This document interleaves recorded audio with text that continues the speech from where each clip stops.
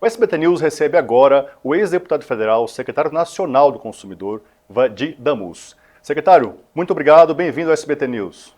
Eu que agradeço aqui o convite, é um prazer estar com vocês. Secretário, eu quero começar a nossa conversa hoje falando ali sobre essa questão da proibição das bets, regulamentação, o que exatamente a Secretaria Nacional do Consumidor está pedindo, está determinando neste momento. Não se trata de proibição das bets, não se trata de proibir publicidade das bets. O que nós fizemos na terça-feira, nós assinamos uma medida cautelar determinando às empresas de apostas que atuam aqui no Brasil de não fazer publicidade de oferecimento de bonificação, né? Ou seja, aquelas recompensas para que as pessoas se cadastrem, para que as pessoas apostem, né? E por que isso? Primeiro, a lei proíbe a bonificação. Então já está proibida a bonificação. E se está proibida a bonificação, não pode ter publicidade de bonificação. Tá? E por que isso está na lei? Porque esse é meio caminho andado para a criação da dependência, do vício em jogo, que é tão grave quanto o vício em drogas, o vício em bebidas alcoólicas, né? É tão ruim quanto qualquer vício, né? Porque gera dependência, gera dissolução familiar, gera superendividamento. Né? Então a nossa determinação foi nesse sentido, proibir a publicidade de bonificação, tanto em anúncios na televisão, quanto em anúncios nas plataformas, nas redes digitais, e também no que diz respeito a criança e adolescente, que não podem apostar porque a lei, corretamente, não permite, proibir a publicidade nessa área também, porque eles usam até influencers mirins, chamados influencers mirins, são crianças, adolescentes, estão fazendo propaganda, né? Isso também nós determinamos a proibição e que não haja divulgação desse tipo de publicidade. Alguns campeonatos de futebol pelo mundo, por exemplo, a Liga Inglesa, já estuda proibir já decidiu proibir o anúncio em times e em competições a partir de 2026. Isso está sendo discutido aqui no Brasil? Olha, essa discussão, se ela acontecer ou estiver acontecendo, ela vai acontecer, ou está acontecendo, no âmbito do Ministério da Fazenda, que é quem compete fazer a regulamentação da lei das apostas. Agora, vou antecipar aqui a minha opinião. Eu acho uma boa medida, né? Eu incentivarei que essa medida seja pelo menos debatida aqui no Brasil. E por que razão, secretário? Jogo de futebol é classificação livre, em qualquer lugar do mundo, né? Quem mais assiste a jogos de futebol não são os adultos, são as crianças, os adolescentes que estão formando a sua preferência clubística, que querem acompanhar o pai ou a mãe vendo um jogo na televisão ou indo ao estádio. Então não tem cabimento criar escalonamento de idade em termos de publicidade no horário do jogo de futebol, né? Então tem que restringir a publicidade. Então, nesse sentido, está correto. Eu queria falar com o senhor também sobre um tema que toca muitas pessoas aqui, vários dos que estão nos assistindo, por exemplo. Planos de saúde. Tem uma discussão intensa aí no Congresso Nacional sobre mudar a lei dos planos de saúde. Está havendo um número muito grande de rescisões unilaterais. Como que a Senacom está acompanhando isso e o que está sendo feito por parte do Ministério da Justiça por meio da Senacom? Olha, isso é um debate permanente, mas há muitos anos, né? Eu não conheço uma pessoa que não tenha queixa do seu plano de saúde. Não conheço uma. Nunca ninguém chegou para mim e disse, poxa, meu plano de saúde é maravilhoso. Então, são inúmeras as queixas. E, ultimamente, a principal queixa tem recaído no aspecto, afora os reajustes, que os planos de saúde, quando se reclama, olha, o reajuste que vocês deram está acima da inflação. Eles vêm e dizem, não, mas a nossa inflação é diferente. A inflação dos serviços médicos, né, que agregam alta tecnologia de diagnósticos, etc., é uma inflação diferente. Ela é acima mesmo da inflação comum. Mas afora isso, tem havido muitos descredenciamentos, cancelamentos unilaterais. Principalmente a terceira idade, né? Terceira idade e pessoas do espectro autista. Né? Então, nós notificamos os planos de saúde, abrimos processos, né, para que eles exponham as suas razões. Por que isso está acontecendo? Amparado em que você faz isso? E nós vamos realizar uma audiência pública lá no Ministério da Justiça com todas as operadoras de plano de saúde do Brasil. Vamos convidar a ANS, né? E cabe à ANS, a Agência Nacional de Saúde Suplementar, a regulamentação, né? Que eu particularmente acho que isso é insuficiente, né? A regulação mesmo tem que ser feita por lei. Já há um projeto de lei, aliás, há diversos projetos de lei lá no Congresso Nacional, e eu espero que o Congresso Nacional paute, né, o mais rápido possível o debate e a deliberação sobre esses projetos de lei, para que tanto consumidores quanto planos de saúde tenham segurança jurídica, né? E é claro que a nossa perspectiva é a perspectiva do ponto de vista do consumidor, que é a parte vulnerável nessa relação, né? Aliás, como em qualquer relação de consumo. Os menores sempre saem, na maioria das vezes, saem perdendo aí, né? Sem dúvida, né? Então, isso não tem cabimento, né? Então, nós queremos contribuir para que nós cheguemos a um patamar, né, um cenário, que ainda que não seja o cenário ideal para todos, mas que não seja um cenário de quebra dos planos de saúde, mas também não seja um cenário, sobretudo, né, de penalização dos consumidores, que muitas vezes têm que, eles próprios, abandonarem os planos pelos altos preços e por uma má prestação de serviço. Falando em temas que unem as pessoas, o senhor estava dizendo ali que há um decreto presidencial que deve sair em breve, que vocês estão estudando isso, para mudar o serviço de atendimento aos consumidores, o SAC, né, o Serviço de Atendimento ao Cliente. Em que pé que está isso exatamente, secretário, por favor? O Código de Defesa do Consumidor estabelece que determinados aspectos da lei desafiam regulamentação, né, por parte do Poder Executivo. E o principal item nesse sentido é o que diz respeito ao atendimento ao consumidor. Atualmente existe um decreto do SAC, Serviço de Atendimento ao Consumidor, que nós estamos, vou propor ao presidente, como já propus ao ministro Ricardo Lewandowski, a revogação desse decreto, né? Nós consideramos que o decreto atual, ele não atende a contento os anseios dos consumidores e consumidoras brasileiros. E nós já elaboramos uma minuta de um novo decreto, está nas mãos, entreguei hoje, antes de vir para cá, ao ministro Ricardo Lewandowski, e nós vamos tentar que o presidente Lula, né, se concordar, ainda esse ano, dê um presente de Natal aos brasileiros, né, às brasileiras, assinando esse decreto.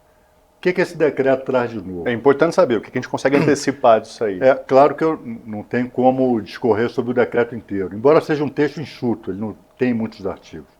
Mas, basicamente, preponderância do atendimento humano, quem não se apurrinha, não fica com raiva, não fica impaciente sendo atendido por robô, né?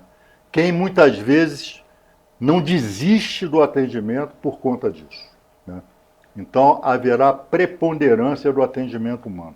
A primeira opção naquele menu, quando você liga, para falar com não sei quem, tecle 1, para tratar desse assunto, tecle 2, tecle 3, você vai teclando, né? Primeira opção, quer ser atendido por um dos nossos atendentes? Quero. A demora, que hoje também, a demora vai ser de no máximo 1 minuto. Se a sua ligação tem como objetivo o cancelamento de um serviço, que é outro calvário que os consumidores hoje em dia têm. Quando você quer contratar o serviço, é rapidinho. Quando você quer cancelar, você muitas vezes desiste de cancelar porque você não aguenta mais esperar. Cancela o cancelamento. Vai passando para outro, vai passando para outro. Então, quero cancelar. a pessoa atende, o funcionário, e este funcionário não vai passar para outro funcionário ou para outra funcionária. Ele terá a atribuição de cancelar aquele serviço. Há um capítulo também nessa minuta de decreto para atendimento especial com pessoas, para pessoas com deficiência, né, as mais diversas deficiências. Enfim, eu considero, particularmente, estou muito orgulhoso dessa minuta, eu considero que vai ser um gol de placa para que o presidente vai fazer, né, e vai ser aplaudido por todo o Brasil se ele assinar esse decreto. Para a gente explicar um pouquinho também, a minuta é uma espécie de um rascunho, mas já está na fase final ali, né? Ele é um pouco além de um rascunho, ele já está no sistema do Ministério da Justiça. Aliás, é bom frisar aqui, nós ouvimos, né, os mais diversos setores envolvidos com relação de consumo, ouvimos representantes das empresas, ouvimos representantes dos consumidores, ouvimos entidades da sociedade civil, ouvimos entidades de trabalhadores, ouvimos todo mundo, né? Então, esse decreto ele é resultado de uma ampla discussão. É claro que nem todas as contribuições foram absorvidas e é claro também que é um decreto em prol do consumidor, né? Que é a parte vulnerável na relação do consumo. É possível prever penas, multas? O que o senhor consegue dizer sobre isso? Isso já está previsto em aquele que desrespeitar, né, o que estiver disposto no decreto, vai sofrer as sanções que já existem, né? Podem ser processados administrativamente e multados. E até mesmo, se for o caso, com a suspensão de serviço. Perfeito. Eu queria também que o senhor explicasse um pouquinho, falando em consumo, consumidor, Black Friday. Agora até o final do ano, até o final do mês de novembro, agora estão previstas uma série de promoções em vários setores. Como é que a Senacom está se preparando aí, tentando evitar com que as pessoas não sejam vítimas de uma Black Fraud, em vez de participar dessa Black Friday, secretário? Esse tema já foi cunhado, a Black Fraud. Mas a Black Friday, a chamada Black Friday, é um momento em que os consumidores aproveitam para adquirir bens, serviços, etc., a preços mais baixos que o normal, e os fornecedores aproveitam esse momento para faturar, né? Já que com preços atrativos o consumo, a demanda, né, a procura, né, cresce. Uhum. Então, em tese, seria um ambiente favorável a ambos os lados da relação de consumo. Ocorre, porém, né, que muitas vezes esse momento é objeto de fraude. Por exemplo,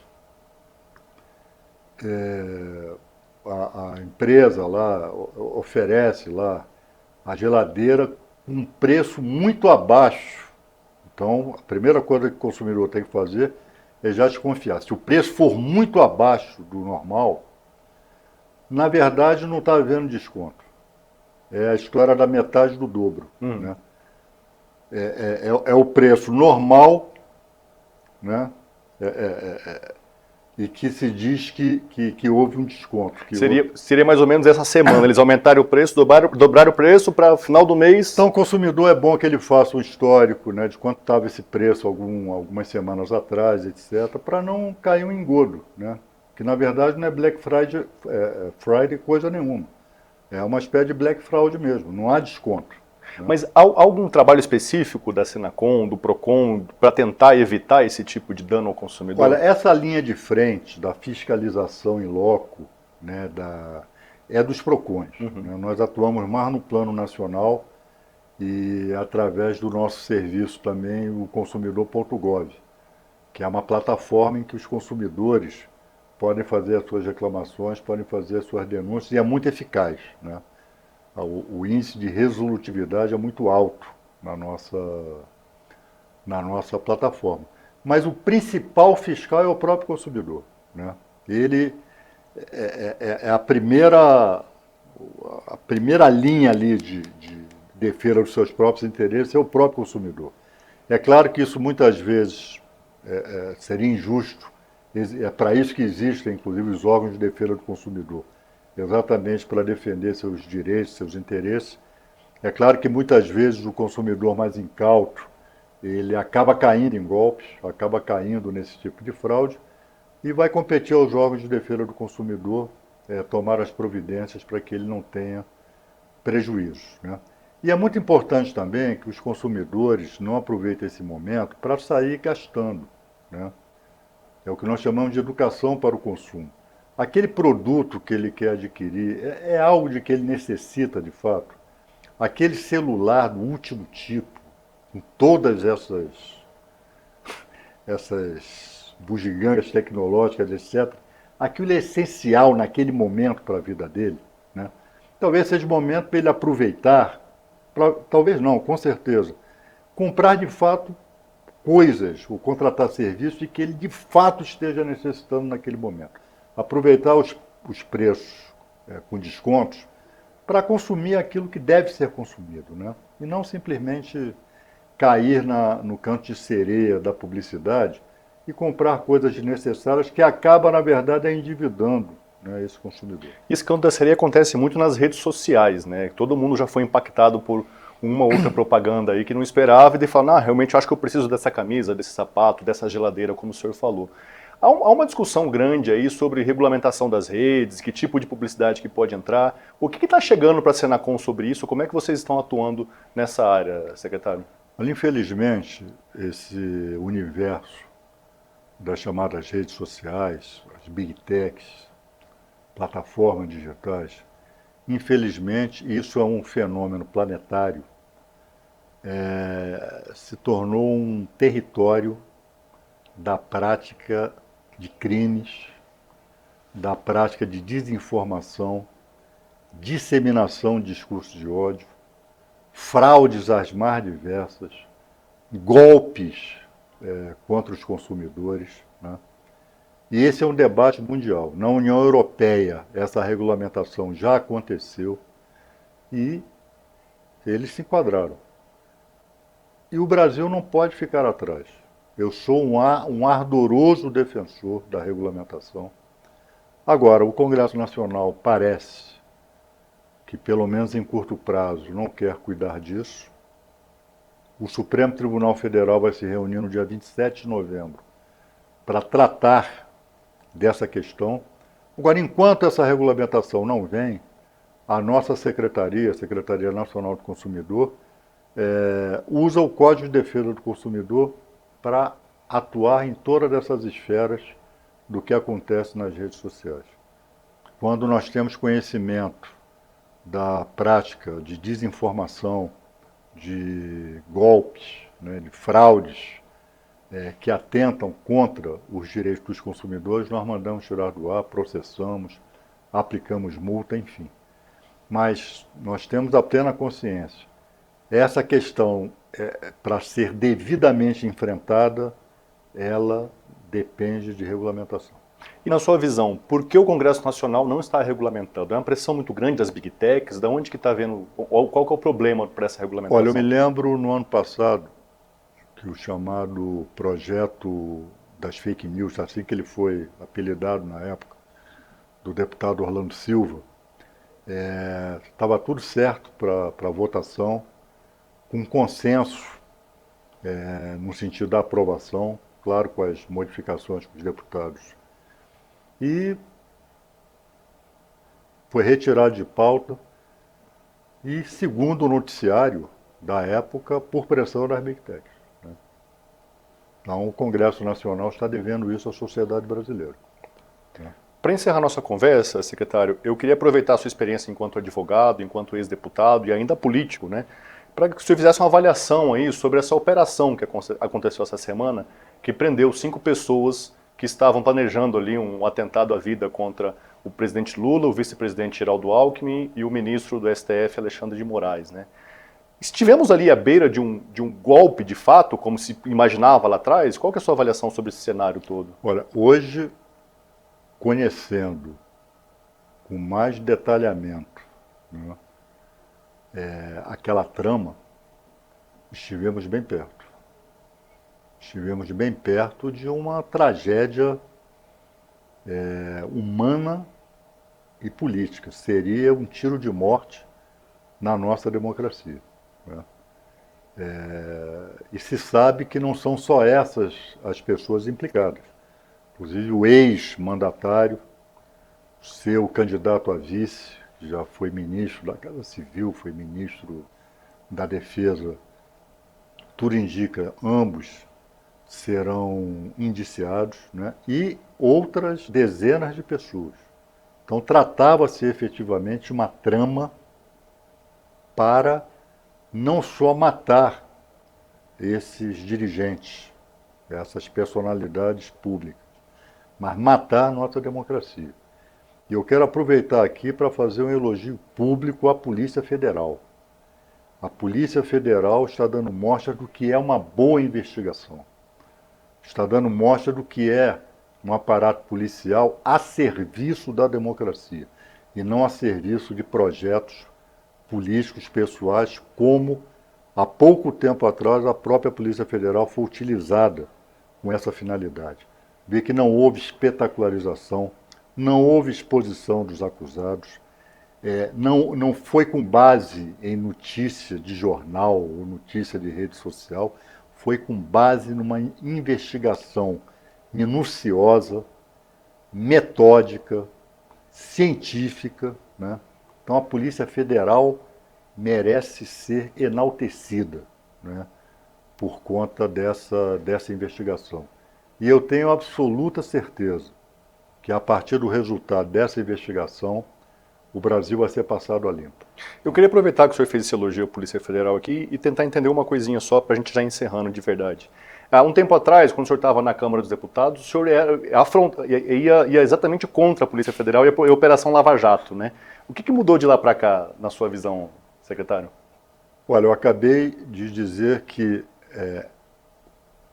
agora uma investigação que não foi feita com base em fofoca, em notícia de jornal, em notinha editorial plantada, foi feita uma investigação, coisa que naquela época não era o que acontecia. Disse também que não houve espetacularização, ou seja, a demonização dos acusados, né, que saíam algemados, entrando no camburão, né, expostos à execração pública. Nenhuma dessas pessoas teve a sua imagem exposta, teve a sua imagem com algemas, teve a sua imagem entrando no camburão, né? Então o nome disso é uma boa investigação, né? Eu fiz a crítica naquela época à Polícia Federal e acho que era uma crítica justa, e faço o elogio público agora à Polícia Federal, porque é um elogio justo. A Polícia Federal agindo como polícia do Estado, polícia em defesa da sociedade brasileira e adequada ao Estado Democrático de Direito. Perfeito. Pessoal, esse foi então o secretário nacional do Consumidor, Vadir Damus, ex-deputado federal pelo PT do Rio de Janeiro. Quero agradecer demais a sua presença aqui no SBT News. Espero contar com o senhor numa próxima oportunidade, secretário. Sem dúvida, toda vez que o convidado for, será um prazer estar aqui com vocês. Obrigado, até mais.